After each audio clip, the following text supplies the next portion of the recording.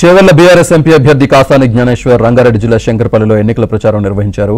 స్థానిక చందిపడి GR farm house లో party ముఖ్య కార్యకర్తలతో భేటయ్యారు. ఎన్నికల్లో ప్రచారం చేయాల్సిన అంశాలపై నాయకులు కార్యకర్తలకు దిశానిర్దేశం చేశారు.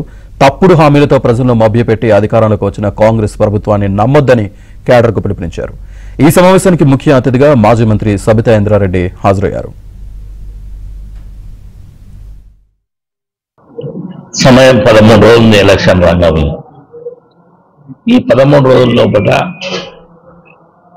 వార్డు కమిటీలు కానీ, బూత్ కమిటీలు కానీ, గ్రామ కమిటీలు కానీ వాళ్ళందరినీ నిర్ధారణ చేసుకోవడం జరిగింది. అన్ని ప్రాంతాల్లో కూడా మరొకసారి కలిపినట్టుగా డిస్కస్ చేసుకోండి.